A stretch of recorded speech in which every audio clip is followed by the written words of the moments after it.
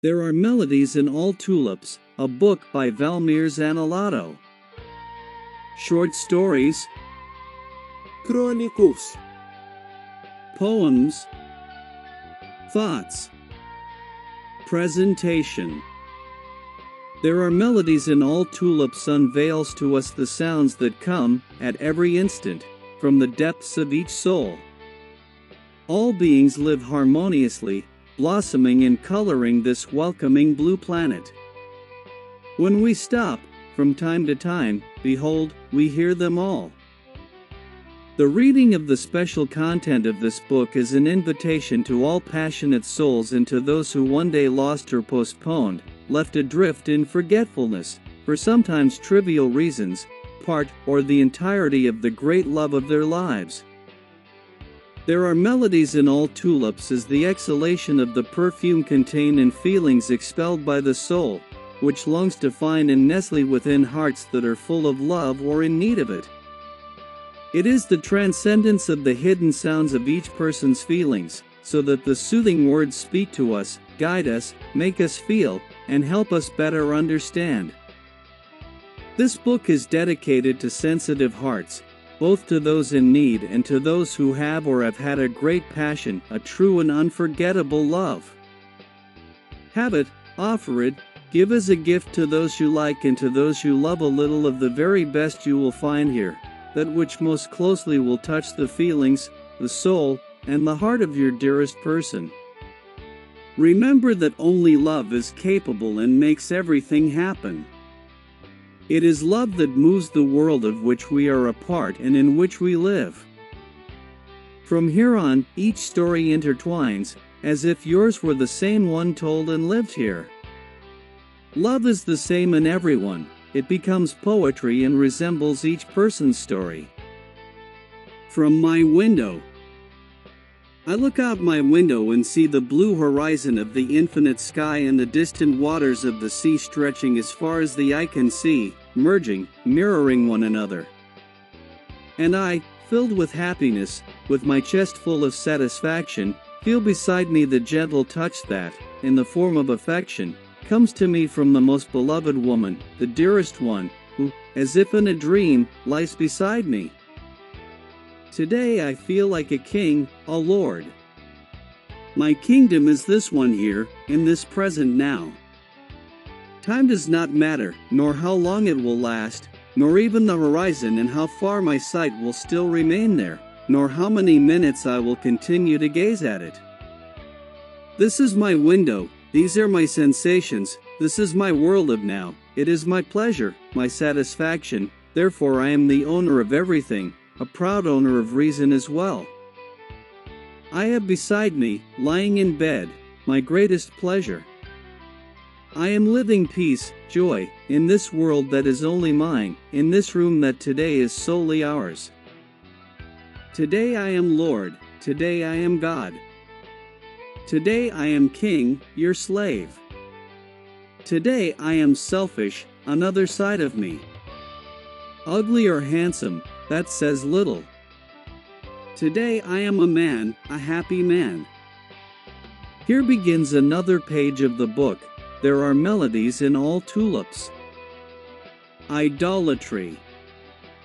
You are the adorable marked point, emerging sweet, gentle, and discreet among thousands of others who, so beautiful, stubborn, and similar, try, with their charms, to equal you. One might say that all possess the same beauty, were it not for someone who, for a long time, had been observing you. Someone who, discreetly, from afar, passing sideways, cast glances in your direction. And the flower girl who, oblivious to everything, lush, with a mischievous gaze, for so many days, among so many others, stood out. In those former days, from afar, she was noticed by someone. She is found to draw sighs into the chest of those who, enamored before the garden where she had sprouted, bewitched and steeped in her perfume, begin to love and cultivate her rare beauty. And you, there in your garden, with your perfumes in the form of affection and love, return to the one who cultivates and caresses you every day, offering in exchange gestures and 1,000 promises of eternal love.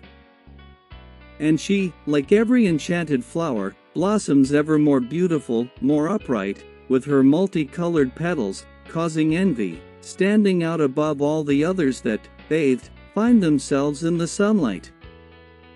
And your gardener, enraptured before such a charming being, scarcely notices the other flowers around him, devoting total attention and pushing away everything that might cast shadows and obscure what is most beautiful to his eyes. His admiration turns into idolatry. He addresses words to her, deserved or not, for there is no notion for a heart in love, since, even without receiving answers, he continues with his blind attention and his devoted care for the most enchanting one in his garden. He wished he had been born within that same space and in that same soil been germinated so that, in his growth, his trunk could entwine with hers and, even suffocating her in his own way, with his caresses, little would it cost him to perish, for it would be out of and with love that he would do so. Her delicate trunk, of accentuated contours, was, with 1,000 desires, touched by only one hand, and such secrets of what happened no one else will ever know. Here begins another page of the book. There are melodies in all tulips. If you wish to forget me. While I find myself with you in my thoughts, I feel jealousy that you might be dreaming of being with another. While I am here, so distant from you, my eternal girl, who knows if in other arms, not very far away, you are not, like a passing woman. Who knows, even now, while I dream of you, you may be dreaming of another. And I hear, deranged in thoughts, in my mad hallucinations, imagine you reaching out your hands to me, hear the echoes of your sweet voice, lost in my frenzied love, being sucked into the sick passion, and, in my silences, the only murmurs that leave my weakened lips are an I love you. I know that you say, that you tell me, that you want to forget me. Then look into my eyes, say from the heart that everything that leaves your lips is true and that you have already forgotten me, that you no longer love me and that you have the courage to move away from the most sincere love that happened with you only once. Say that it is not true, that everything you have said so far and everything that came from your mouth was only an outburst, for fear that someone might be against this love. Say that I am the sun of your days, the moon of your nights, that you need me as the air you breathe, that without me you feel alone, helpless, that nothing else in the world interests you without me by your side. But never tell me that you want nothing with me, for you will never again think of forgetting me to flee from our reality. Say, yes, that what you want most is to live the happiness that, for us, anxiously awaits, that your fears, little by little, will go away, leaving in their place a firm foundation against those who, in vain, once tried to pass over happiness. Here begins another page of the book. There are melodies in all tulips. Our madness. With the pen that I received as a gift from you on my birthday, here I write what, with the passing of time, as you gradually drifted away from me, I did not have the opportunity to say into your ear. Today I speak here of our former intimacies. Of what there was in our hearts, of the birth, of the blossoming of that indefinable feeling, nameless, and of our pure and unpremeditated caresses. Everything in us was a dream, a vivid living, without judgment, which, in the many hours devoted to that mad love, made time seem little or almost nothing to us. From that lived madness of ours, we became more and more eager to feel it, and so minimally and so little of everything had we taken advantage of. And our nights? How much longing there is for those nostalgic nights of madness of ours! I had your complete desire, the touch of the softness of your hands, which, so dear, caressed and possessed, were by me. Here begins another page of the book. There are melodies in all tulips. And your eyes? Those seductive eyes of yours were to me like a deep lake into which I dove, and, so dreamlike as I then was, in their depths I lost my senses. I lost them there in order to find and feel the true meaning of life, of existence, which was reflected in that mirage whose name I cannot confess to the white of the paper. In my nights of insomnia, of reveries, I feel like a shadow, a ghost rolling on the bed that one day was the nest of our caresses. Then, in my long hours of madness, I embrace the pillow and, whispering your name, I dream of our past moments, lived side by side. I remember your beloved and dear person who, even with the passing of days, months, and years, still remains within my being, a being that dreamers, poets, and the reckless call love. Here begins another page of the book. There are melodies in all tulips. And there is the sentinel. And the sentinel remains rigid, firm, like a marble statue. Not of bronze, but of marble, which stays cold, icy, and sharp, attentive to everyone and to every gesture. If it were of bronze and not of marble, the wear of the years in which it stood there, imprisoned, firm within its guardhouse, would not be noticed. One would not notice the difference from the perfection of former times in relation to its well-defined hair, which today, already sparse and tossed by the lashes of the winds through time, lets scattered strands be glimpsed.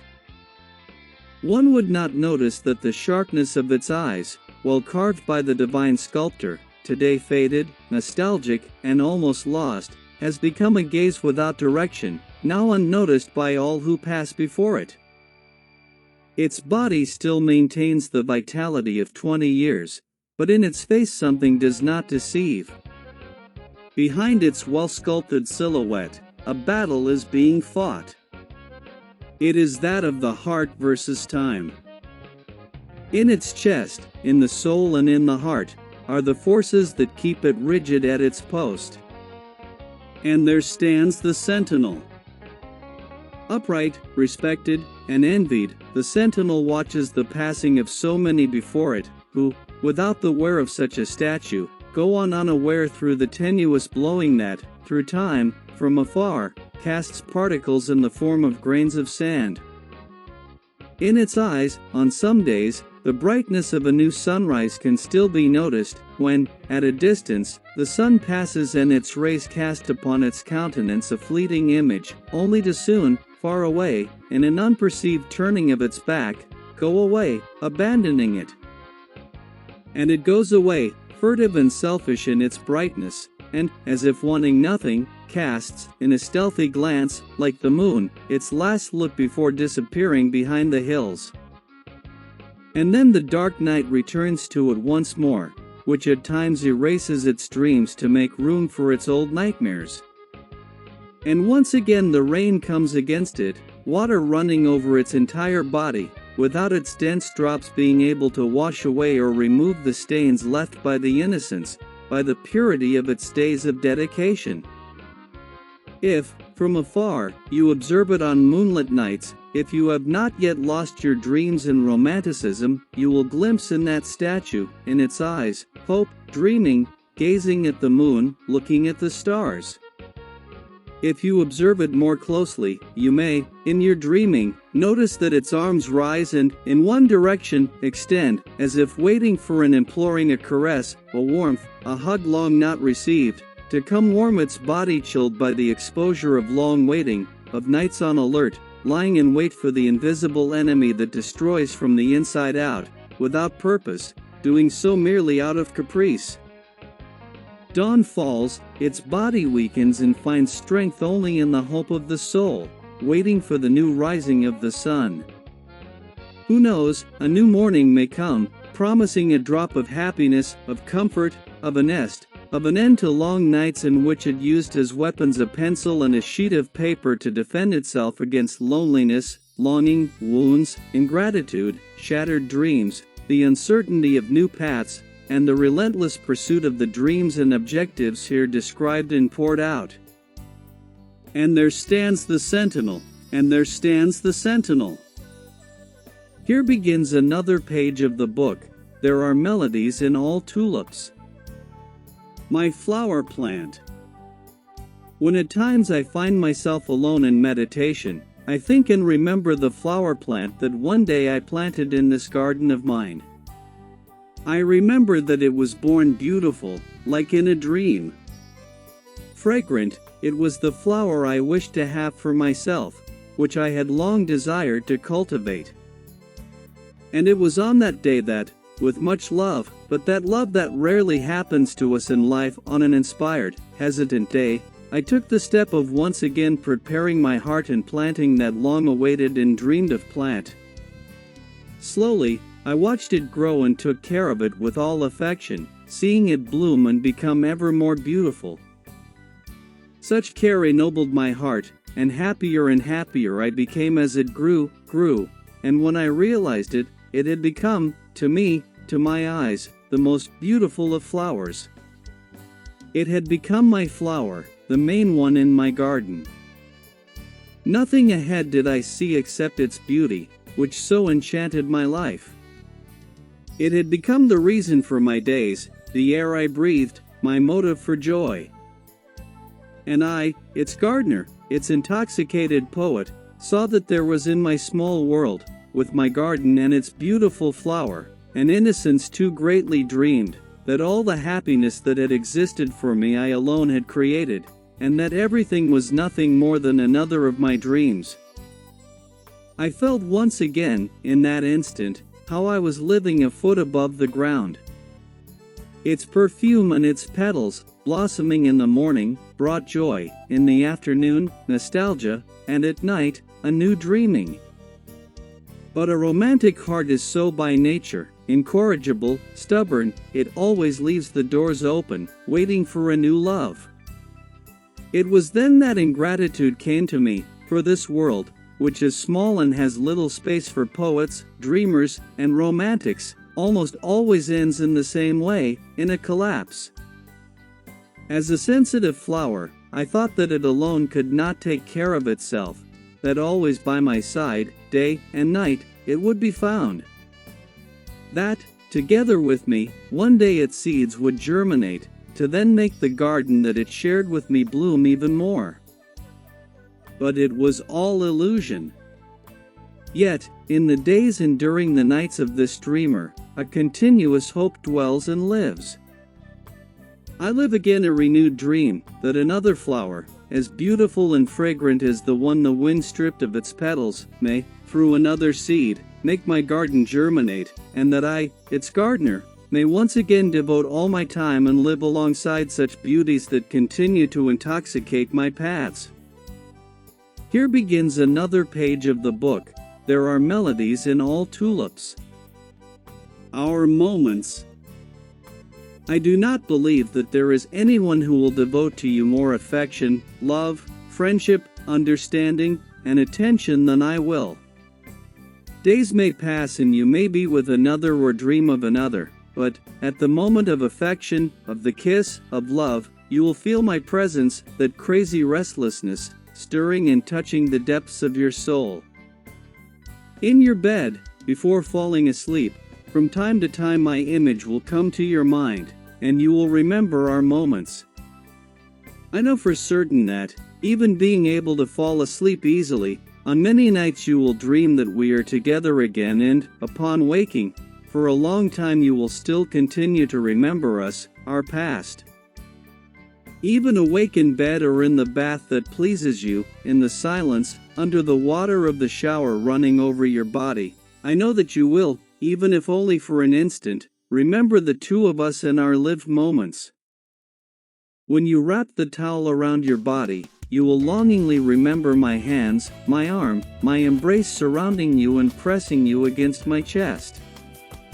At coffee time, with distant thoughts, when the cup touches your lips, you will feel my presence as if I were there before you, my eyes fixed on you, and then, for a few moments dreaming, you will remember when you changed clothes and my hands touched you, hands that were always so present and that, day after day, constantly sought your body. Hands of mine that always allowed themselves the right to touch and caress every part of your body, without prejudice. Then, in those moments, you will remember our good moments lived, our romanticism, our lack of obligations, and the romantic and reckless dreamer who, by your side, forgot and made you forget that there was another world outside, that what mattered was the there, the now, and that by your side there was love, someone who loved you very much. Here begins another page of the book. There are melodies in all tulips. Outpouring. Why did I become attached to you? I feel you now, after so much time, although without certainty, as a person much more connected to the tangible, to the material, and to the concepts of others. Many times we err in our searches. We allow ourselves to be deceived by this one or that one with supposedly common goals, who presents themselves to us, offers themselves, gives us an air of receptiveness through their gestures, their smiles, but makes use of petty subterfuges, sparing neither their selfishness and, on top of that, perhaps out of naivety, ends up letting slip away, escape through their fingers, and won with words that, I know well, come from their unpreparedness for something great and sublime, something they do not know how to assume. Know that an attachment such as this, just as it begins, can, within a span of time, come to a brief end, depending solely on who wishes to destroy it, on who wishes, for some unknown interest, to transfer it from one to another. Yet, no matter how much one tries to erase the old mark, it will never cease to exist, and no one will ever be able to replace it with another feeling equal to it. Another may, indeed, occupy the same space once left behind, but there will always be awareness and certainty that this one will be in second place. It will never be like the first. This is my outpouring. Here begins another page of the book. There are melodies in all tulips. When tender feelings overflow into poetry. Dangers in our love. I know that the temptations around us often bring displeasure, and our coexistence with people tests our love day after day, and the many people by our side have drawn so much of your attention, bringing danger to our love, taking the peace from my heart. My beloved, my life, do not let this love of ours die. The many dangers around us that stir our emotions may tempt us and, in the future, hurt our hearts. The pains lived in my past, I still feel them with bitterness. They warn me and speak to my soul to take care of our love. My beloved, my life, cherish it, do not let this love of ours die. For those who have lived immense loves, who in life have already lost much, no longer risk another great love, for with life in the world they have learned. Those who already have their love in life, have their passion returned, feel the world's embrace, live life as life. My beloved, my life, cherish it, do not let this love of ours die.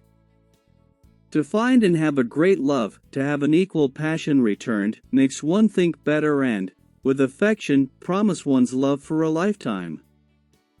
And the fear I carry in my soul, that stays with me wherever I am, makes me whisper to my beloved that she take care of our love.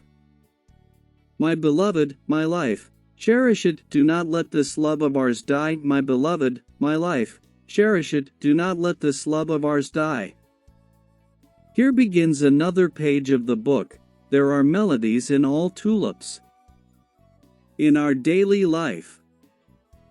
For a long time now I have been noticing that everything between us is different, that day after day you have changed, you are no longer the same as before. You no longer give me so much attention, I look at you and feel you so distant, you no longer seek my embraces, and even by my side you are distant. My beloved, my dear, take a little more care of our love, you no longer seek my embraces, I feel you indifferent to our love, and that passionate romance, day after day loses its value. I have warned you every day, but it seems you do not see, I feel our love fading away, you do not even seem to be the same. My beloved, my dear, take a little more care of our love, my beloved, my dear, take a little more care of our love. Here begins another page of the book. There are melodies in all tulips. My mulberry tree. I remember the lush mulberry tree that bordered the road that came from the river of Pauso toward our home. It was my temptation whenever I passed there, although full of thorns, yet laden with mulberries, tender and wet with dew, they tempted me at once. One by one I picked them, no longer leaving from there. How can a mulberry tree occupy such great space within a longing chest that is bound by a tie tied to a heart beating out of rhythm? I know it is the good moments, the good memories that remain in our soul, that touch our heart, that make us go back in time, that extend their hands to us, that make us remember with love, longing, and much affection. Even from a mulberry tree that drew little attention from the many who passed there without even noticing it. Its fruits were red after they ripened, and although its thorns pricked me as I picked them, I stole its fruits ripe at dawn. Every morning, at the neighbors, I went to fetch the milk. I remember mother calling, complaining of my delay, and I there, by the mulberry tree, did not see time pass. That same time as well, that I did not see pass, took me from the mulberry tree, from that sweet place, leaving only the longing that comes to live within me. How can a mulberry tree occupy such great space within a longing chest that is bound by a tie tied to a heart beating out of rhythm? Here begins another page of the book. There are melodies in all tulips. The dancing of the trees. From my window I see the wind swaying the grove a little below my orchard. Like a dance it enchants me, confuses my gaze, it even seems the trees are in a gentle rocking. From my window I see the wind swaying, and in that same rocking my sorrow rocks, and longing invades me, makes me return to the past. Return to the time that was mine, that dreaming was mine. Hours grow still or, in commotion, return to sway, in that cradling rocking, my lullaby is cradled. Like a child I feel myself in my dreaming, return to the time when it was my dreaming. From my window I feel the wind swaying, as in a wave it seems to be calling me, and in a wave it invites, tries to make me remember that life is a dream, that what matters is dreaming. My days were enchanted, the days of my living, when in the late afternoon, with friends, I would set myself to run. I used time and had it end. Without noticing, I used it unaware of my growing. Here begins another page of the book, Melodies in all the tulips. Love is vast and infinite. It transcends the platonic and flows in all directions, also reaching the pure and eternal love for one's children and the whole family. Behind my gaze, letter to my children. My beloved children, much more loved than merely esteemed. Today I made a somewhat old-fashioned decision, a bit out of fashion, which is to write you a letter.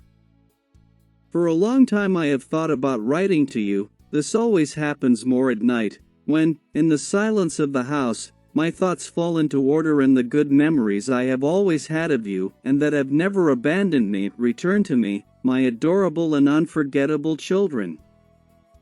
I am not, nor have I ever been, against the fact that you left and went in search of your ideals, your lives, and the long-dreamed of world that awaited you out there. I never cried over your departures, your escapes, nor even over the rare times when you did something wrong. I knew and understood that, once upon a time, I too had done the same, not out of recklessness, but out of ignorance of reality. Too naive, I was led to commit what you yourselves do today. I know that I was overly demanding in raising you, however, I do not regret what I taught you. I also believe that you, at this moment in life, understand that it was the best education you could have received. My beloved children, how my heart and my whole being long. How I wish that, at this moment, you were a little closer to me.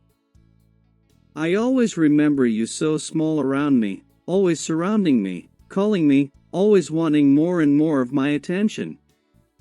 But now, so grown and so distant, it is I who seem to become a child at all hours, every day, on cold nights that turn out to be in vain. For you I wait, I call, and, as you once did, today I also try, in vain, to call your attention. I never imagined that my life would one day only make sense alongside you, and that your attention toward me would be all that I would have.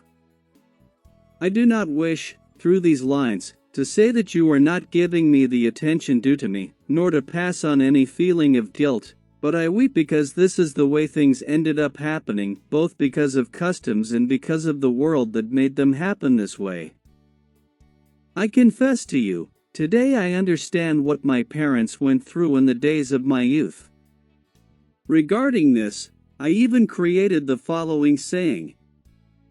Today, with our children, we pay double for what we once did to our parents. But the greatest reason that leads me to write to you is for you to know that, even though you are so distant, in these days when we meet only in mornings, in weeks, in months, and in years, I have seen and felt, with great sorrow, this loss. And even though we have never been far from one another in terms of physical distance, and even though we have always remained where we have always been, we have ended up, day by day, becoming increasingly distant from one another. I hope that this letter reaches your hands, wherever you may be, and that you return to my arms your attention, that, just as I once did, you give me your lap, caress me, let me rest my head on your shoulders, console me by giving me a little attention, telling me that you are coming back to me and that forever you will remain close by. I take my leave with a great embrace, your father. Here begins another page of the book, Melodies in All the Tulips. Daddy's good advice. Homage to my father. I had already been married for 3 years, and our little baby, born in the second year of our marriage, would be turning 1 year old around the middle of that year. I remember that when Daddy came to my house to pay me a visit, no longer able to bear the situation, I brought him up to date on what was happening with me. I worked only in the afternoon shift, at a commercial establishment not very far from where we lived. I told Daddy that I intended, still that year, to stop working outside the home in order to dedicate myself solely to our house and to the upbringing of our son. I explained that it was no longer possible for me to remain divided between my job, my home, and my child, ultimately neglecting my family. Mom, who took care of my baby while I worked in the afternoon, was also tired and had very little time for herself. In the morning, she had her own job, and in the afternoon shift, when her time was free, she took care of her little grandson. At the time, because we considered him very young, we had not placed him in a daycare center. At the same time, my husband worked all day long, leaving work only at 7 p.m., when he then returned home. I told Daddy that I had made a decision, 3 months before our son's first birthday, I would stop working, because we had also agreed and decided to throw a small 1-year birthday party, and I would be very involved in that undertaking. After all, I would have to prepare the list of more than 100 people invited, not leaving anyone out. Daddy listened to everything and tried, at the last minute, to find a solution, but as nothing came up at that moment, he left. About a week later, he returned and invited me to a meeting between him, me, and my husband. I was curious and expectant, since I did not know the reason for the meeting. I had no idea what Daddy wanted to talk about that was so important that he decided to call us specifically for it. On the following Wednesday, the day set for the meeting, just as we had agreed with Daddy, we gathered. After some time talking about one thing and another, which had nothing to do with the reason for our meeting, Daddy asked whether we would give him permission to speak. He wanted to talk to us about some basic matters that, if followed to the letter, would help us greatly along the path of life as a couple that my husband and I had begun. He first told us that when two people decide to unite in marriage, living under the same roof, they must be aware that from that point on, no one goes forward alone. Just as the wife must dedicate herself to her husband, to her home, and keep her obligations up to date, the husband holds the same duties and the same obligations. Daddy made it clear to us and showed us that a mother becomes tired and worn out much more, almost always ending up working far more than a father. What would be fair would be for each one to take on the task of daily caring for the child, not leaving the mother to handle everything alone, because she, besides breastfeeding, changing diapers, and not sleeping properly, the next day would still have to care for the child, prepare meals for her husband, take care of the house, and still perform extra work outside the home to help support the family. In a conciliatory manner, my father showed us that it would be best to take our baby to my workplace, since we were at the beginning of business hours and there was not yet much movement. Perhaps it would be possible to reconcile both things. Likewise, he said that my husband, after his shift ended, could come to where I was and stay with our child until the time I returned home. In the meantime, at home, he could prepare our dinner, giving me more time to rest. If necessary, on some days of the month, Mom could also stay with our baby for a while. Above all, Daddy told us, we had to feel united, especially in difficult moments, keeping in mind that the participation and division of all tasks, which increased every day, was essential. Daddy made us see that we were beginning our own family life and that if one of us stopped working, our goals and projects would be harmed. There was, for example, the matter of our own house, which could take twice as long to be built.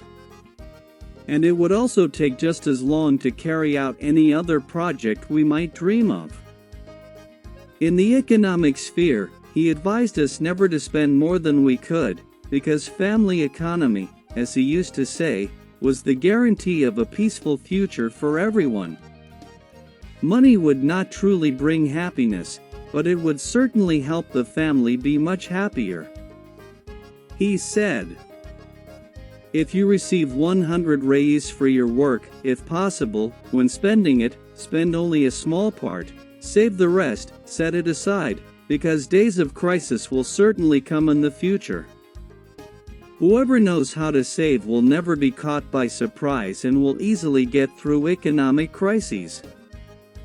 During the meeting, he remained thoughtful for a while, because he did not find it appropriate to cite himself and Mom as examples. Even so, he commented that as soon as they got married, she was a teacher and worked 2 shifts, while he arrived home close to midday. Before Mom came from school, she would already find lunch ready. Afterward, it was her task to wash the dishes, which she did before returning to afternoon classes. The participation of both in domestic chores, instead of being seen and felt as obligatory and exhausting work, became, over time, a normal and pleasurable task, since neither of them felt so alone. Conjugal life, he explained, was made up of the participation of both in any area, whether in work outside the home, in household chores, or in the upbringing and education of the children. Finally, the most important thing of all was always to maintain open, frank, and honest dialogue. Before marriage, each person has their own pastime, including reading, cinema, parties with friends, television, etc. After marriage, if not entirely, a large part of the time devoted to such pastimes gives way to other habits, since, while respecting each other's individuality, each spouse begins to live for the other, their joy becoming the other's joy, and their happiness being to see and feel the other joyful and happy. Courtship exists to provide better knowledge of the other, and if the couple does not come into harmony while dating, a future marriage will rarely succeed or last for long. Daddy, in a clear and objective manner, and without wanting to impose any decision on either of us, made us see, transparently, using himself and my mother as examples, his knowledge and his life experience, well lived with wisdom.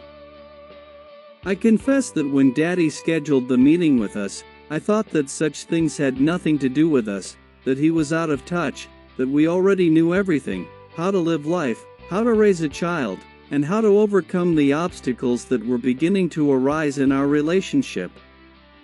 Today, looking back and seeing the paths we walked together, I am certain that it was thanks to Daddy's advice that, during our journey, with our good coexistence as a united family prepared for the future, we did not even notice the great obstacles we encountered along the way. With immense naturalness, we were prepared on that distant day, when we listened to his advice. Everything and everyone, without fear, we were able to overcome. Here begins another page of the book. There are melodies in all tulips. Longing is the memory of the heart that insists on remaining in dreams and, at the same time, on returning to other wistful times, through a possible magic. Back to my past. To be able to return to the very place where, a long time ago, I lived moments of great happiness was immensely gratifying. How many times had I dreamed that, one day, I might return to that place where I had spent the most nostalgic days of my childhood? And now I found myself standing before the place that had never left my memory, that had pursued me day and night, more during the nights than during the days, making me suffer, feel a tightness in my chest. It was of this place of mine, after all, that I remembered. The old and insensitive time had passed very little there, for few changes had occurred except, of course, for the old house, there where one day I lived with my parents and siblings, on the slope of Cupid's Hill, well above the road. The old wooden house no longer existed, and it was with some difficulty that I managed to locate the exact spot where it had once been built. Time, in those parts, throughout all the years that had passed, surely felt that, being so far from any larger place or from the city, it served little purpose to make changes in that corner of the world, which would lead it nowhere. I glimpsed, through a low thicket, a winding trail that, over time, had grown from our house down to the main dirt road. It still remained a little more open and with less undergrowth than before, for it had served as our daily passage, our country path, which gave us access to the great main road. I searched in vain for the old banana grove planted in the hollow, very close to the house, on uneven ground full of stones, through which a small stream wound its way. It came from the hillside and, in part, flowed through gutters made from palm slats that my father had taken from the woods and used to bring potable water, always cool and fresh. It was with this water that we supplied ourselves, nourishing our lives every day. I climbed the hill and headed toward the place where, always in the company of my partner and brother, Doy, we set traps to catch little birds. And not far from there, in the same place as before, I came upon the spring that continued to gush its clear water from the bowels of the earth, even after so much time. It was as if, in that instant, I had returned to the past, to my sweet and unforgettable childhood, to my days as a Guri. I then went back down the hillside and, passing once more by the grounds of the house, for a few brief seconds, instinctively and intuitively, my memory made me close my eyes. For a few moments I felt that time had not passed and that I was once again in the past, surrounded by my whole family, encircled by my siblings, safe, unafraid of anything, clinging to my mother's skirts. I opened my eyes again, now slightly moistened. Still deeply moved, I walked to where the great jabuticaba tree once stood, there where, always accompanied by Doy, we climbed up and only came down after having eaten many jabuticabas. And when we were still not satisfied, we filled our pockets and took jabuticabas home, to then share them with our siblings and later eat them ourselves. The jabuticaba tree had once stood there, firm and strong, but I no longer found it.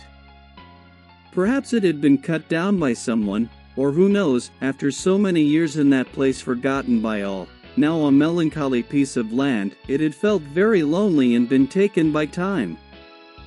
Having no more reason, year after year, to bloom and bear fruit, perhaps, saddened, it ended up leaving that place, not even allowing one of its fruits to remain as a seed for a renewed generation. But the tree I would never forget, and which remained most alive in my memory as a good remembrance of my former days, was the one I most feared not seeing again. Beneath my small gabaroba tree, when it was still not very tall, for many days and years, it and I spent good times together. Its branches were not very lush, nor was its shade the densest among the surrounding trees, but there was something, still today I cannot explain it, that made me deeply attached to my gabaroba tree. Its fruits were not very large, nor did it produce them in great quantity each year, but their flavor I have never been able to forget. Wherever I may be, I clearly remember its light, sweet taste, mixed with a slight bitter tang that makes my mouth water. Further to the right, toward Villa de Guarda and near the edge of the land that once belonged to my father, who sold it to godfather Alberto Mata, who later sold it to his son-in-law, Uncle Zé Paulino, lay the land of Senor João Bitta. At the boundary between Uncle Zé Paulino's land and Senor João's was where my favorite tree stood, my gabaroba tree. The woods had now almost completely taken over the entire place where, in my childhood, I used to walk and spend hours there, forgotten by the world. I stopped and observed the flock of birds hopping and flying from branch to branch, seeming not to notice my presence. Accustomed to that quiet refuge, where humans rarely set foot, the birds were unfamiliar with human habits and were not startled by my presence. What caught my attention was the song of a thrush, perched on one of the branches, which I soon spotted among the leaves of the trees. With colors that faded from brownish tones at the edges near the wings to a reddish-orange covering its chest entirely, it held my gaze for a long time. Meanwhile, the sound of light scratching among the dry leaves scattered on the ground revealed the presence of its female. She was searching for food and, from time to time, pecked at something that, from a distance, I could not identify. Then, slowly and silently, I approached where she was. To my great surprise, what she was pecking at was nothing less than a gabaroba, the fruit of the gabaroba tree. My heart suddenly raced, and the emotion of being there, almost certain that I would rediscover my gabaroba tree, made me, for a moment, forget about the thrush, which, distracted, pecked and ate. Without hesitation, I headed toward the gabaroba lying on the ground. I took a few more steps and saw, before me, upon the soil, like a yellow carpet, hundreds of gabarobas scattered about, almost completely covering the ground. At the center, surrounded by all those fallen fruits, I finally saw my old gabaroba tree. My emotion spoke louder, and, forgetting reason, I walked toward it. Slowly I approached, and when I finally reached its trunk, my eyes were already completely bathed in tears. I rested my head against the wood and, embracing my gabaroba tree, I could no longer hold back my tears.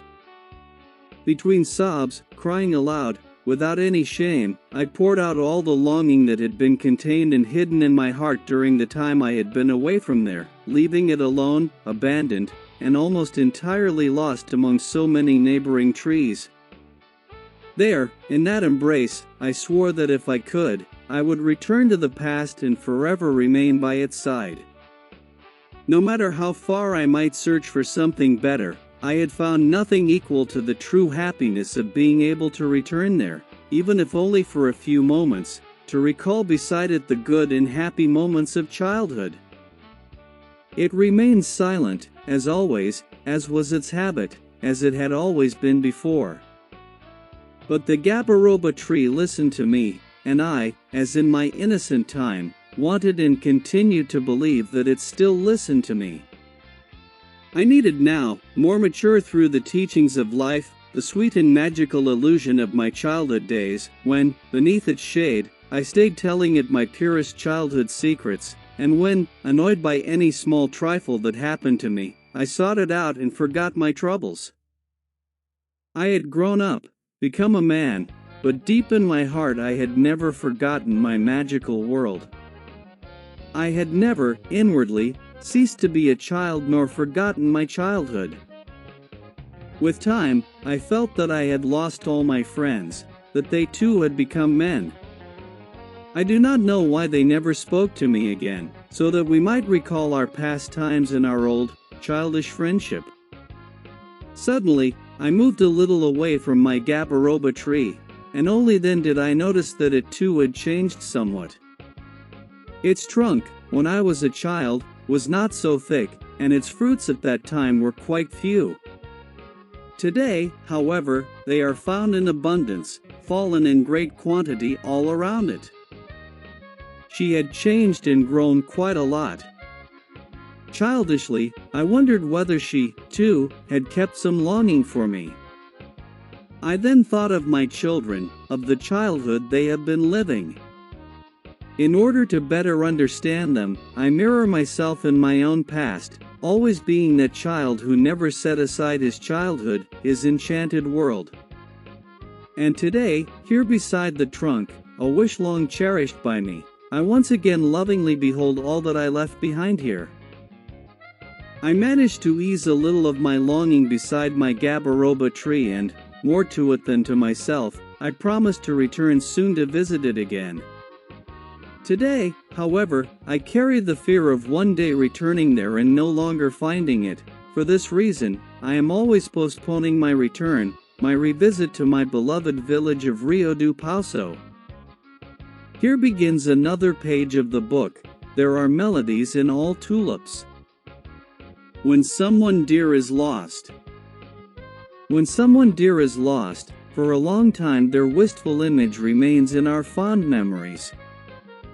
When we are listening to a song that this person greatly liked, one that was their kind of music to dance to, or that, in moments of reverie, they used to hum softly between their lips, the beloved person and the longing immediately come to mind.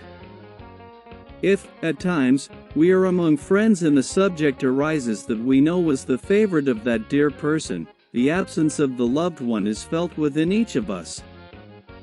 When we find ourselves in places that we once used to frequent together, there, not seeing nor feeling the presence of the dear person, an emptiness invades our being, and such places are no longer the same. For this reason, we stay away from them again for a long time before we feel the desire to return. When we drink the beverage that so many times we sipped in the company of the absent friend, now, through the taste of each swallow, it becomes somewhat more bitter, for the image of the absent person soon comes to mind. When we sit at a bar table among so many friends, and there the wistful partner of so many nights out, who had always been present among everyone in that circle of friends, is no longer there, at that moment a great emptiness is felt, for which reason an imaginary empty chair beside us seems to be there all the time. When we hear the plucking of a guitar, the rumble of an accordion, a chorus of singers around us intoning an old melody, or when the off-key sound of their voice is no longer present, then a great urge comes to ask ourselves where that great partner might be. And at that moment, without those around noticing, a cloud of sadness will shade our gaze, and from time to time the moistening of our eyes will be noticed. When, on some days, we no longer have anything to do nor any place to go, we then remember that, even if it was not very important at that moment, the great majority went to that place because there was an agreeable person there, with a smile on their lips, optimistic, always with a good memory, a story to tell, and a subject to share.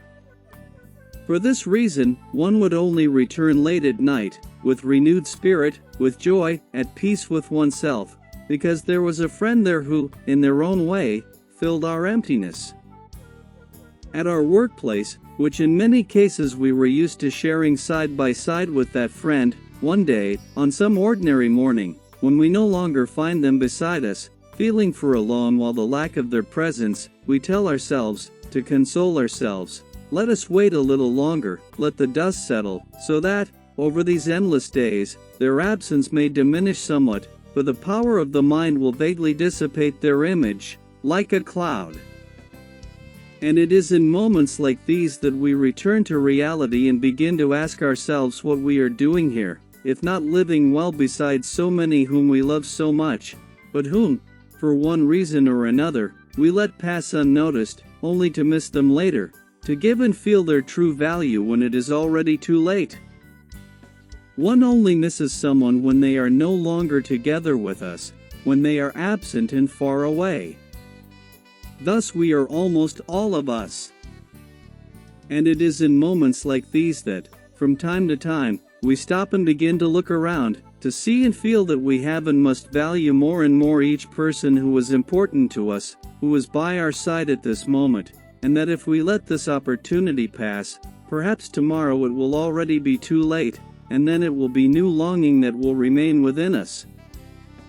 And so, when I see and hear a little yellow canary beside his little female singing, I remember with longing the hunts with cage and trap, when I was, from time to time, taken by my unforgettable older brother to the surroundings of the old Rinco, the small place known as Rio do Cedro, where he, somewhere today, may be, and who knows, perhaps he too is seeing and, with the same longing that I feel for things past, recalling them, just as I am doing now. Here begins another page of the book. There are melodies in all tulips. Tales entered in contests. Havia pinfado. From Macau, since the distant times when the first Portuguese arrived there, stories have remained which, on both sides, turning a blind eye to certain physical peculiarities and age-old customs, allowed the two ethnicities, Westerners and Easterners alike, from very early on, to be blessed with and to maintain a fairly harmonious and peaceful coexistence, eventually shaping between them a distinct identity of their own. It is told that the settlement of Macau, when Portuguese ships, those who had once been the greatest navigators in the world, began to dock there, was almost entirely made up of fishermen. At that time, the Eastern people had no knowledge of the customs, the culture, nor of the Western men, who, with their differently colored, rounded eyes, slowly arrived, curious and friendly, and soon won the sympathy and trust of the local inhabitants. History recounts that when the first Portuguese vessel docked in Macau, one of the sailors, the one who seemed most enchanted and curious at the beautiful sight of the new land, caught sight, upon looking at the white sands of the beach, of a beautiful and sinuous female silhouette among the various natives. She, out of the corner of her eye, felt herself being insistently observed by him. However, she soon turned her back and walked at slow steps toward the small village, quickly losing herself among the little houses. Once on land, the Portuguese, in accordance with ancient Eastern customs, were courteously well received by the villagers. However, in the days that followed, one of the sailors, named Pero, remained unsettled and impatient, for among the many natives who were there, he had not again seen the woman who, at first sight, had left him intrigued. Thus, faced with such disenchantment and unable to get her out of his mind, when night fell, Pero, on the ship's deck, took up his guitar and sang mournful love songs to the unknown woman. He tried to soothe a little the great sorrow of his heart, for even though he had only seen the woman from afar, he had fallen in love at once and had never forgotten her. And so, day after day, scanning the beach, Pero remained in search of her.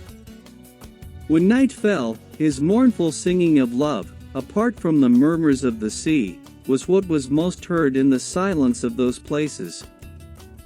It is said that the other sailors, upon hearing his singing, would gradually arrive and settle around him. Then, as time passed, heads bowed and weary from his romantic and tearful singing, in their thoughts, nostalgic, they were infected by the beautiful songs. In their minds, they felt themselves returning to their beloved homeland, which they had left on the other side of the sea. Already on land, not far from where the hopeful and enamored serenader was, although he knew nothing of it, someone, every night, with her head resting on the pillow, could only fall asleep after the singing had fallen silent. Then, enraptured, sensing in that suffering and mournful singing and in the messages of love that lamented the absence of an unknown woman in a distant land, she too felt in her heart that their origins separated them, since the tradition of her people and their customs were the most sacred things among her folk. After much time had passed, with her thoughts, soul, and heart filled by the melodies and the messages of the songs addressed to her, one late afternoon, cautiously, the young woman dared to take a walk along the seashore. She walked at a distance, however, seeking not to be noticed by the ship's crew. From where she was, seated upon the white sand of the beach, she spent a long while observing the ship, where she knew the serenader of all her nights was. Lowering her head, already fully taken by dream and romanticism, the village girl dreamed of the young Portuguese man and imagined him crossing the seas to reach her small village, then carrying her in his arms to other lands, to a magical world filled with love meant only for them. Lying upon the white mantle of the beach and with her thoughts wandering, her eyes lost in the blue expanse of the sky, she suddenly realized that night was beginning to fall. She then rose and felt her chest oppressed by the lack of the love she had dreamed of. Soon after, at slow steps, she returned home. While she had been on the beach, she had not noticed that all the while someone was watching her. The young sailor, who had never lost hope of one day seeing again the mysterious and beautiful village girl, remained the entire time on the deck watching her, enamored and enchanted by her beauty. When she rose and began to walk toward the village, Pero hurried down to the beach and followed her discreetly, at a safe distance, avoiding being noticed, thus coming to know that her dwelling lay very close to the shoreline that circled the settlement. After that day, without her knowing it, every late afternoon Pero went there and veered to one side, entering among the sparse groves to see her more closely and to satisfy a little his passion. As initially the native woman went on unaware of the presence of young Pero, she would walk, at every fall of afternoon, along a narrow path that served as her way and led her to a clear spring in a part of the forest, in a beautiful clearing shaped by nature. Young Pero began to go there every late afternoon and, among the shrubs of the grove, would observe the beautiful and seductive young woman, who, lost in thoughts and dreams, with her plump and alluring semi-naked body, bathed there. Certainly, during such moments, she would go to a world all her own, magical, the world of her dreaming, while at the same time Pero stirred his imagination even more. One night, after his customary singing and after his companions had withdrawn from the deck to rest, Pero, still under the intoxicating effect of the good wine that flowed nightly from the demijohns, overly sensitive in his romanticism, was seized by a strong and uncontrollable sensation. Feeling his body light and under the brightness of the moon, which in the sky seemed to observe everything, as if propelled by a greater force, he rose and felt himself 1.5 feet above the ground. With head, feelings, and soul hovering in space, and forgetting his undeniable prudence, Pero headed toward the beach. There, with slow and measured steps, the sailor walked along the shore and into the forest, hoping that his beloved might be awake. Already very near the dwelling of Aloha, the young sailor, in seeking within himself his most touching message of love, pressed his guitar against his chest and gently plucked it. Like a melodious whisper, he sang a passionate song, especially directed to her. The music spoke of the seas, of the family and the home he had left behind, and of having finally found the long-awaited love, yet, it seemed, as if destiny so wished it, that he went unnoticed by her. Another impossible love story.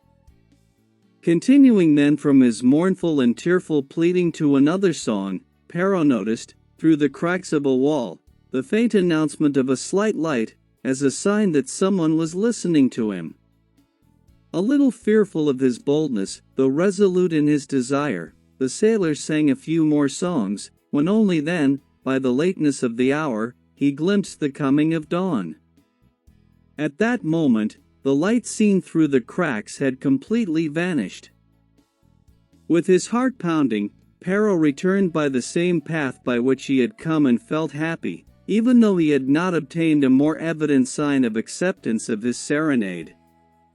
Even so, he felt happy for having carried it out, for he had finally been able to confess, with his soul, what had so long repressed him. Moreover, the best of all was that he had felt no hostility nor signs of displeasure coming from his beloved's house. In fact, a friendly signal seemed to have come from there, since the lighting and extinguishing of the lamp seemed to announce that she was listening to him.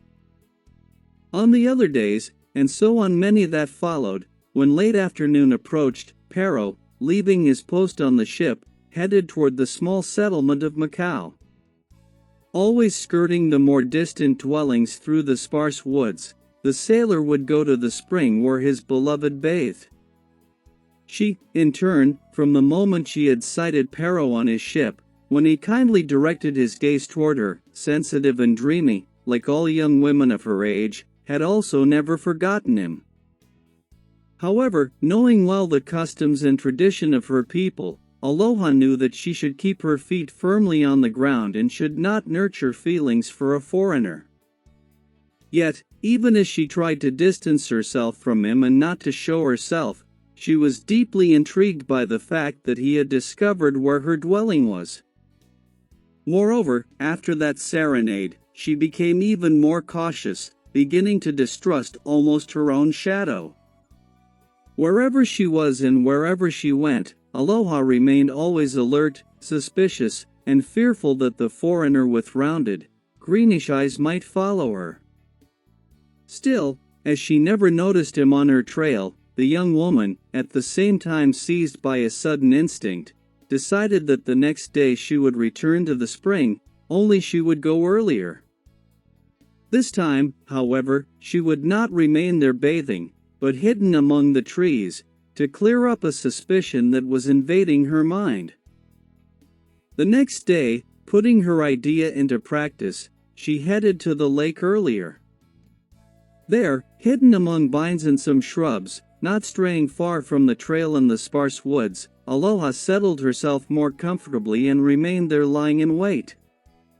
After some time had passed, she heard the sound of footsteps approaching, and the closer they seemed to come to the lake, the more cautious and silent the steps became.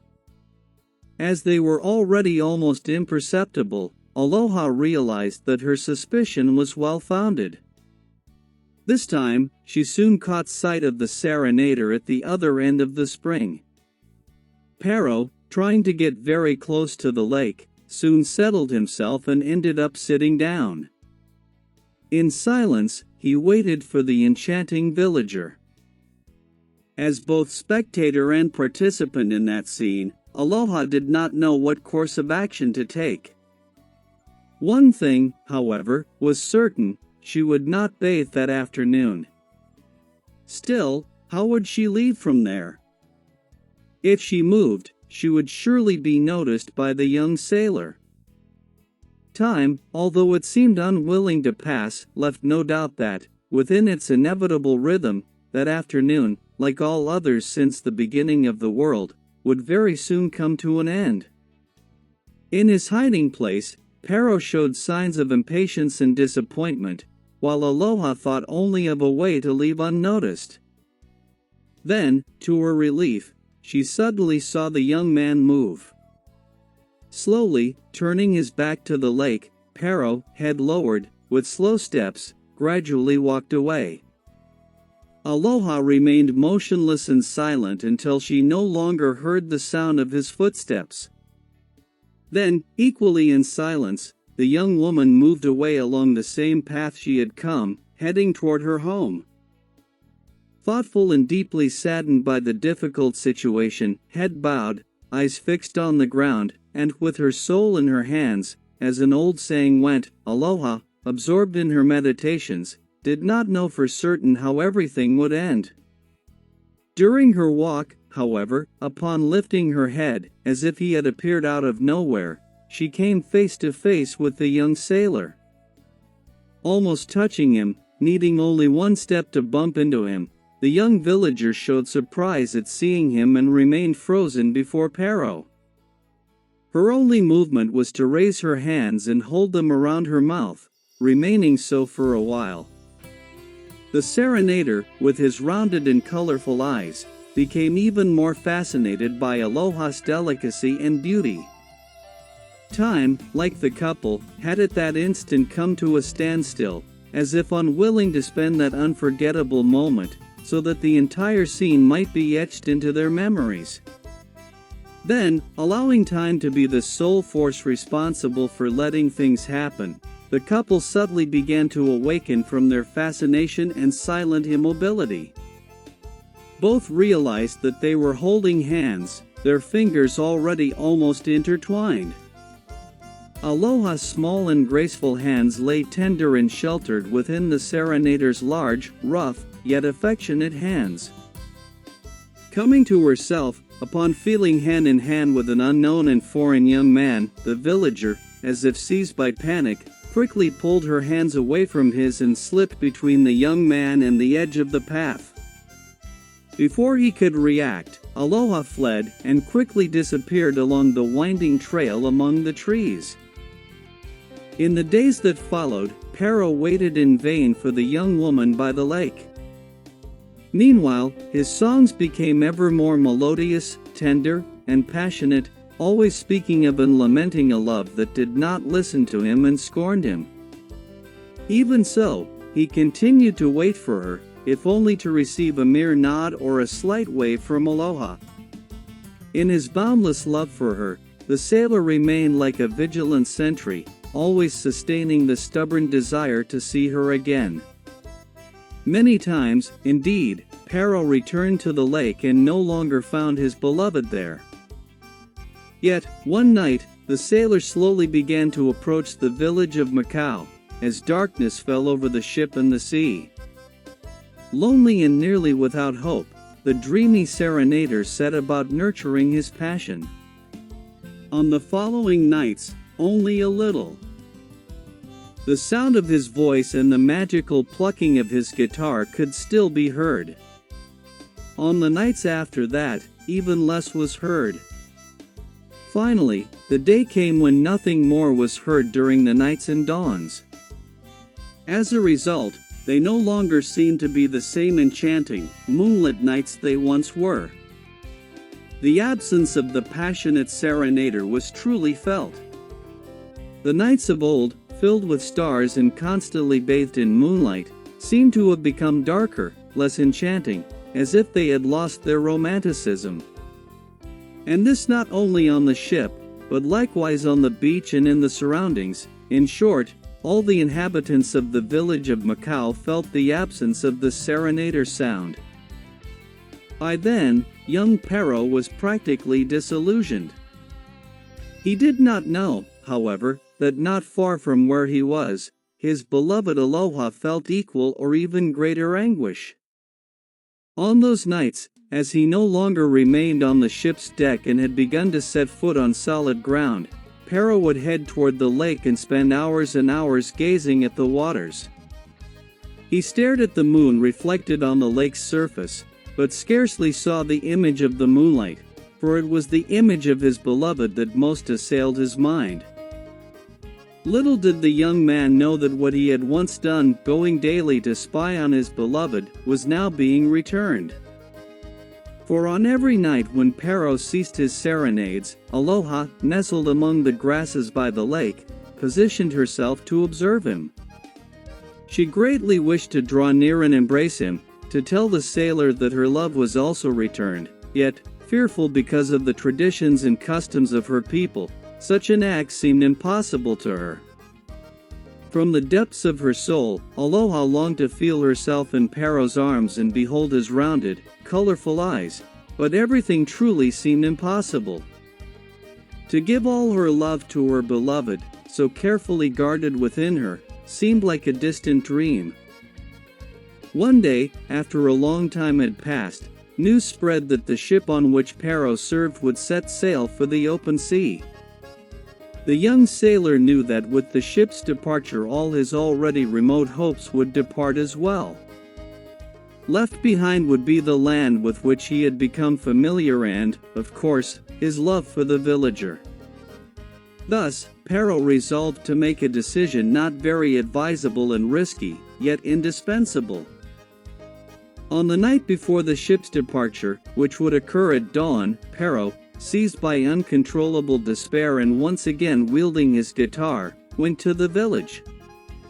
Skirting the village as on other occasions, he soon approached Aloha's dwelling and, beneath her window, even while feeling a tightness in his chest and a knot in his throat, sought courage in his heart and softly, melodiously plucked his guitar.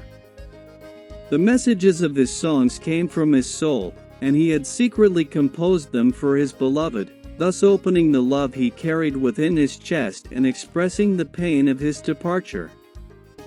From that night on, they would likely never see each other again, leaving only memories behind. This time, however, he did not even notice a faint light through the cracks of the wall, much less any sign that she was listening to him. With his soul in pieces, knowing that this was his last night on that land, Pero turned his back, stepped onto the same trail the young woman used to reach the lake, and walked on. He would leave without even having said goodbye to her. And so, at slow steps, with only the moonlight illuminating his path and leaving behind his last hopes, the serenader walked absently. Suddenly, sensing something strange, he raised his head and glimpsed, still partly concealed by the shadows of the trees, the person his heart most longed for. There, quite near, Pero could make out the contours of the silhouette of the beautiful and enchanting fairy of his dreams. He stopped and continued to gaze at her, hardly believing what his rounded, colorful eyes revealed. His muscular, firm legs, which had never faltered, grew somewhat weak and trembling as he moved to meet Aloha. Seeing him coming toward her, the villager could restrain herself no longer and went to meet him. Standing face to face, in mutual silence, the two remained tenderly embraced for a long time. Then, still in silence and in hand, they walked along the trees that surrounded the village and headed toward the sea. As they made their way toward the water, Aloha and Pero were observed from afar by a solitary figure who dearly loved her daughter. At that moment, drops of tears rolled from her moist eyes and further blurred her vision as she watched, for the last time, the couple board a small boat. Little by little, both they and the vessel disappeared into the open sea and were lost in the darkness of the night. They say, so tell the most passionate, the most romantic, and the enamored couples, that on the most moonlit nights and in the silence of the early hours, even today one can still hear a melodious voice and the gentle plucking of a guitar over Macau, blending with the sound of the waves. They say the sound of those passionate, lamenting songs is filled with love, seeming to be the melodies sung by the young serenader Pero. According to what is said, the musical tone heard is a weeping fado. The legend of Caa and Yerba Mate. In the time of our ancestors, around the year 1746 or thereabouts, when part of the southern lands was still wild and very isolated from everything, the only inhabitants found here were a few white men, the first gauchos, and some native Indian tribes. People rode league after league, beyond patches of woodland as far as the eye could see and amid vast stretches of virgin forest. That was all one could see ahead, and vast were the native grasslands of the southern fields. Lost among those wastelands, an expression common at the time, stood a prosperous estate, the Figuera farm. Such a name was due to a leafy, shady fig tree planted right in front of the main door of the enormous farmhouse.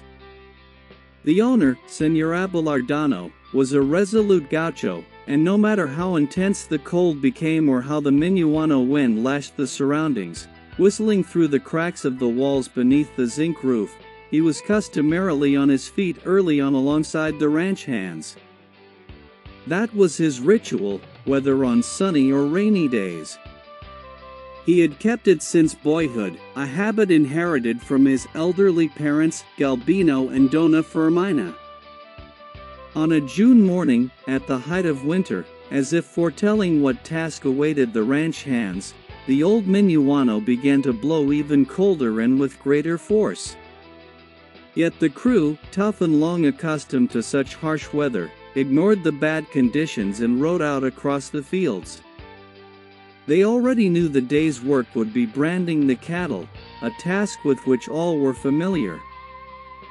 In the immense paddock, stretching as far as the eye could see, it was riding here and galloping there. Ever loose in the air, the lasso flew toward the horns or the head of the cattle, which, free and skittish in the fields as they were used to being, were in no way inclined to offer their snouts or faces to the roper, who spent the entire day there, galloping with the lasso loose in the air to carry out the task. In that toil, between one swig of cachaca and another, when they realized it, the sun was already sinking behind the rolling hills, and a faint twilight announced the coming of night. Then something unexpected happened. Some head of cattle, the most skittish ones, which had been giving considerable trouble to be roped, bolted across the fields and fled at full speed, heading far away toward the distant backlands of the pasture, which bordered a great expanse of virgin forest. No ranch hand would have the courage to venture forth or undertake the madness of going after the runaway animals, especially at that hour. Rodrigo, however, being a strong and fearless ranch hand, a brave young man known by all, dearly loved and cherished like a son by Señor Abelardano, and who, by his courage and daring, never backed down from any difficult situation, would not retreat even in the face of such danger. Mounted on his bay horse, Rosilho, alone and at full gallop, he rode out across the fields after the fleeing cattle. Though accustomed to such unexpected actions, the ranch hands remained still and incredulous, watching as the silhouette of the rider gradually diminished until it disappeared into the distance and into the falling night. The hours passed quickly, and there was no sign of Rodrigo's return. His companions continued to wait for him, and some even thought of going out to look for him. However, in the darkness of the fields, searching for and finding Rodrigo would be practically impossible. Besides, as is known, despite their boldness, courage, and bravery, qualities typical of the gaucho stock, field gauchos are exceedingly superstitious. Some avoid going out on harsh nights, for they fear encountering the boitada, the mbioi, the iaiogua, the sesaiparer, and other beings that wander aimlessly across the southern fields. With the ranch hand's disappearance, the crew even made a vow to the little black shepherd, but all was in vain. They decided, then, that as soon as day broke they would return to search for the missing companion. And no sooner had dawn announced itself than all of them rode out across the fields in search of Rodrigo. But it was only late in the afternoon that faint footprints were found there at the far end of the paddock, followed by the marks of a horse's horseshoes. The trail led into a path that had been forcibly opened. Following the marks, the crew went no more than half a league when they sighted a clearing where there were strong signs that something tragic had taken place. Soiled pieces of Rodrigo's clothing and a great deal of blood were scattered throughout the clearing. If he had not confronted the cattle, a jaguar might have attacked him and brought a tragic end to the life of the courageous ranch hand. And thus ended that day, which sorrowfully shook everyone. It should be recorded that searches were carried out for many months, but nothing at all, neither further remains nor news of the ranch hand Rodrigo. For years and years, only longing was what remained of him for all the friends of Figuera Farm and its surroundings. Moreover, even after more than 30 years had passed and with the wounds still unhealed in Señor Abelardano's heart, countless legends and stories are heard about the ranch hand Rodrigo. It is not uncommon for people to extol his deeds, his bravery, and his tragic end. Some claim that on stormy nights they saw him as a shadow wandering across the fields. Others allege having seen him in the late hours of the night, when strong storms fell. They say the ranch hand was seen in headlong gallops along the paths, driving herds of cattle. They say he rides alone on his bay horse, Rosilho, with the horseshoes on its hooves throwing sparks into the air. Witnesses swear, hand over heart, that they recognized him, for the silhouette stamped against the flashes of lightning that scour those wastelands leaves no doubt as to the figure of the valiant ranch hand. Many strangers, solitary riders and wanderers passed through the surroundings of Figuera Farm.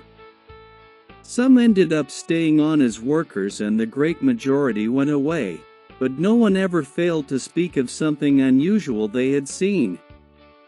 Sometimes it was a strange man wandering about, other times, a madman who, during the nights, took to riding around the area.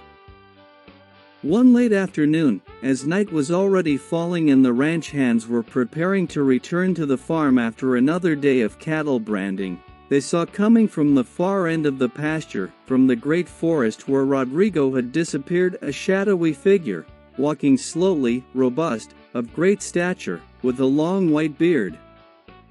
Upon his body, once they could see him better, instead of proper clothing, the man wore a very worn and tattered outfit. Slung over his shoulder, the shadowy figure carried some bulging sacks filled with who knows what. The ranch hands stopped and waited for the arrival of that strange figure. The appearance of an unknown man in those parts of the field was far from natural, especially since his unusual appearance had put everyone on alert. Relaxing their arms, the men let their hands rest on their tools. As soon as the stranger approached, he nodded his head in a gesture of greeting and, at the same pace at which he walked, without uttering a single word, continued on toward the farmhouse. The crew, suspicious of the bearded man and fearing he might be some sort of wrongdoer, decided to escort him to the boss. However, to everyone's surprise, the individual reacted, and the more than 10 ranch hands gathered there had Herculean difficulty restraining him. By that time, Señor Abelardano was already of quite advanced age and was now an old man, having lost part of his vigor. His sparse hair was very white, though he still enjoyed reasonable health. As a precaution, so as not to commit injustices nor risk surprises in the dead of night, the ranch hands asked the boss's permission and led the stranger, who had appeared on the farm in a suspicious and improper manner before nightfall, inside. A man of sensitivity and much experience, Señor Abelardano noticed in the stranger a cold gaze and a countenance hard as stone. He saw that the man's body was tense and that his fists remained clenched, appearing to be before a cold, rigid marble statue. At that moment, even in the face of the ranch hand's reluctance, the owner asked that they release him and leave him alone with the stranger. Surprised by the order, though already accustomed to obeying the boss blindly, they did so. With his simple manner of a righteous man, endowed with humility and always feeling very alone there, having only the ranch hands to converse with, and that only at night, Señor Abelardano began to strike up a conversation and to speak of everyone and of all the good things he had done and harvested there. He spoke of everything that, by the grace of God, he had received since the day he moved there and built the farm. He told the stranger about his pains and sorrows over the loss of the esteemed and beloved ranch hand Rodrigo, whom he loved like a son. He told him that, despite months on end searching for him in every corner, even hiring people to look for him deep in the forest, all had been in vain. The pain of the loss had been so great that he never again mounted a horse or rode, ceasing to accompany the ranch hands in their daily work. When he finished the narrative, the stranger noticed that the old man's eyes were moist and that drops of tears ran down his wrinkled face. Seeming to feel uncomfortable, he rose from the bench where he was sitting and walked toward the old man. Then, as if by magic, from the sleeve of his greatcoat emerged a sharp, gleaming dagger, its silver sheath already quite worn by time. The weapon had remained hidden beneath his garments, and no ranch hand had realized that he carried it. Señor Abelardano, stunned and taken by surprise, saw the stranger approach slowly and dangerously. Stopping before the old man, the stranger fixed his gaze rigidly upon the elder's eyes. The ranch hands, apprehensive and at the ready, who from afar had not lost sight of the movements of both men, upon witnessing the scene burst out shouting and swearing to protect their boss, imagining that it was already too late and that the worst was inevitable. But the stranger, before the ranch hands could arrive, gently took the old man's trembling, wrinkled hands and placed in them the ancient dagger, immediately recognized by Señor Abelardano. It was the dagger the boss had given Rodrigo as a gift many years earlier, from which the ranch hand had never parted. When the ranch hands reached the two of them, they could no longer understand anything. Señor Abelardano and the stranger were embracing and weeping. The man, amid sobs, stammered, "Boss, boss," and the old man, holding him, said, "My dear son, my Rodrigo. My Rodrigo, you've come back, you've come back." In tears, the two sobbed like children, while the ranch hands, who witnessed everything, remained without understanding. Soon after, the night seemed small when the old crew recognized their old friend. Rodrigo then began to recount that, on the day he went after the strayed cattle, they plunged deep into the forest and, at a certain moment, one of them, feeling cornered, turned against him and attacked him, mortally wounding him. When he came to, he found himself in a strange place, inside a hut in a clearing in the middle of the jungle. Having received all care there, it was thanks to a marvelous drink made from the leaves of a tree prepared by the Indian who had rescued him, that, in a few months, he was miraculously restored. The Indian was a brave warrior of the Je tribe, and his name was Jaguaret. He had taken part in many battles and wore upon his chest a necklace with more than 100 teeth of enemies. The Jess lived in constant strife against the Guaranis and the Pampeanos, their greatest rivals.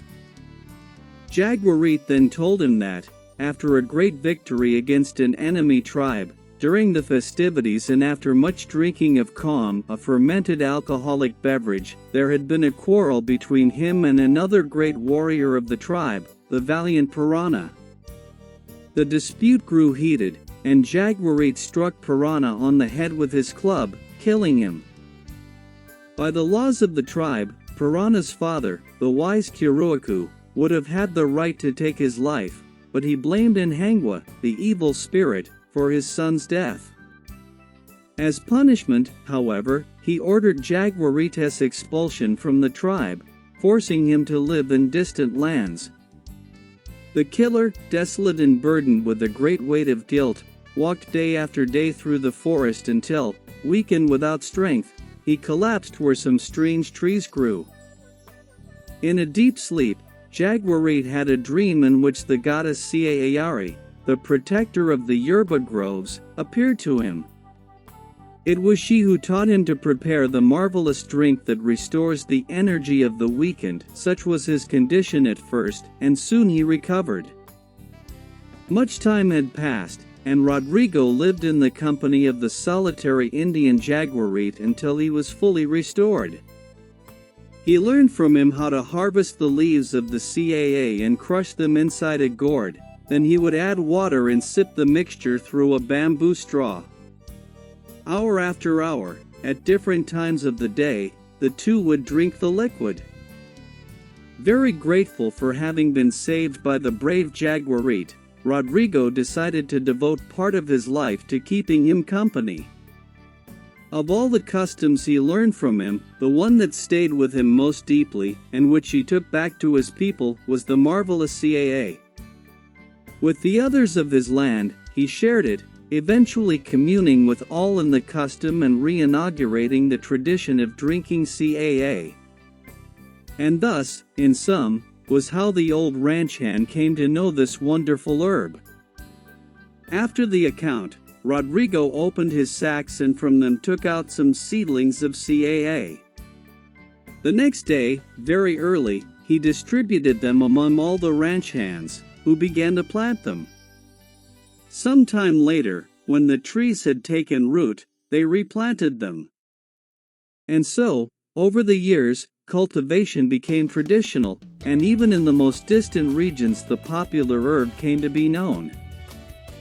Finally, through the southern Indians, this flavorful herb became greatly appreciated throughout Brazil and in many countries around the world. Today, caa is sought by many people worldwide and is traditionally called yerba mate. Here begins another page of the book. There are melodies in all the tulips. A writer's mind and a poet's soul. By Gustavo Magnus Zanolato. He brings together in his trajectory 48 books published in Brazil and in several Portuguese-speaking countries, with others still in the final stages of completion. He has taken part in countless literary contests, having been honored with several awards, among which stand out the Estancia de Poesia Crioula and first place in the competition Eficiai, a sport club internacional, on which occasion he received, from the City Council of Torres, on more than one occasion, an honorable motion of congratulations. For many years I have followed his work and his journey, not only as a writer and poet, but also as a painter, sculptor, and composer. Several of his songs and compositions have been, and continue to be, recorded both by renowned artists and by admirers who are enchanted by the sensitivity of his art. In his passage through the musical universe, driven by romanticism and by an indefatigable creative spirit, he recorded 4 CDs of remarkable cultural variety.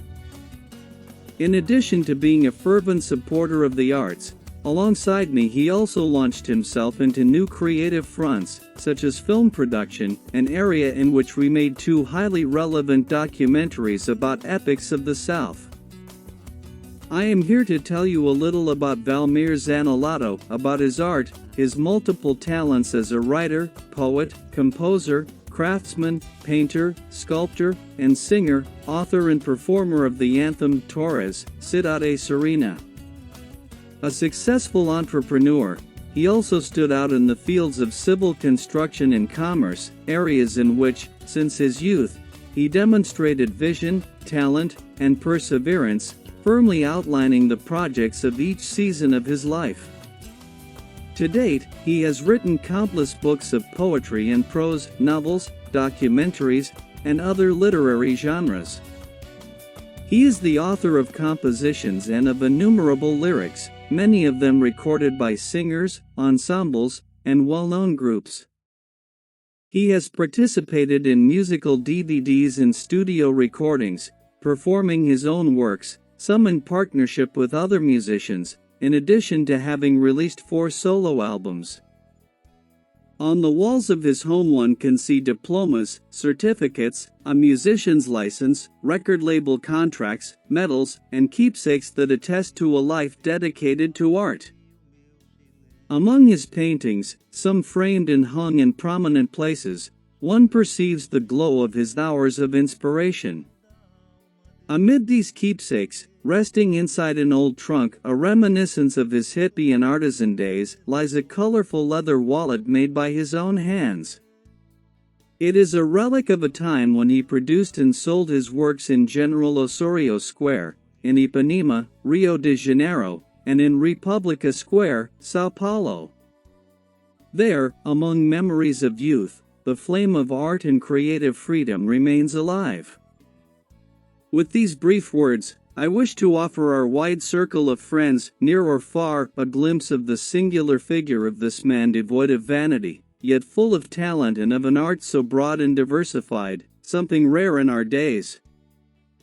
Thus, I record here my sincere gratitude and the privilege of being able to express, even in a few lines, my admiration for this very special artist. Here begins another page of the book. There are melodies in all the tulips. Other works published by the writer. 1. From my window of time 2. It is spring 3, Gauchismo 4, White Souls 5, it is summer 6, there are melodies in all the tulips 7, the Gaucho 8, the rising sun 9, Adelaar Bertussi, the drover of Gaucho music 10, Adelaar Bertussi, complete edition 11 each Adelaar Bertussi, the living legend of the Pampas 12, I never stopped being a child, complete edition 13, I never stopped being a child, volume 114, sweet childhood 15, the contemplation of a life 16, above, far beyond the pyramid 17. The Symphony of Serenity 18, once again, try to be happy 19, it is autumn 20, at my next dawn 21, Book of the Poets of Torres, volume 122, The Scent of Lois Ears Flowers 23, Coffee with Poetry, volume 224, Clarice, Sweet Amore 25, Midday 26, The Flight of the Butterfly 27, Doors, with Evandro Elias, 28, Premashanti 29, Flocks of Time 30, The Serening of Afternoons, with Azarito Orique, 31, Poems and Portraits of Adolescence, Melissa Zanolato Diniz, 32, The Size of Our Dreams, with Erica Borges, 33, The Drops of a Feather, with Nelson Leo Rocha Lungmertz, 34, The Poet and the Moonlight 35, The House on the Hill Road 36, A Little Piece of Each Memory 37, How to Become a Rich Person 38, How to Become a Rich Person, Primer Edition 39, Coffee with Poetry, Volume 3, Poets of Torres, 40, To You, Messages of Love 41. Without realizing it, I am like this 42. What is the life of a beggar like 43? Italian immigration, family, 44, Italian immigration. 1877 to 1878 45, Decipher Me If You Can 46, Enigma, Photos of the Second Dimension 47, Daddy's Tales 48, My Sweet, Beloved Torres 49, Just Try to Live Life 50, The Boy Who Did Not Grow Up 51, Do You Accept Yourself as You Are? 52, Do You Accept Yourself? 53, Between Backyards and Silences 54, Stories and Tales of the Gauchos 55, In the Pulse of the Universe. Here begins another page of the book. There are melodies in all the tulips. Contact with the author. Search on Spotify all albums of music by Valmir Zanolato. Search on Pexels for Valmir Zanolato, there you will find more than 40,000 professional photos, with more than 1.4 million views per month. Search on YouTube on the following 4 channels: Valmir Zanolato Channel, Raízes Gaúcha Channel, É de Se Pensar Channel, Canções da Terra Channel. There you will find more than 50 spoken books, clips, his 4 music albums, short stories, poetry, spoken books. On Facebook, follow Valmir Zanolato.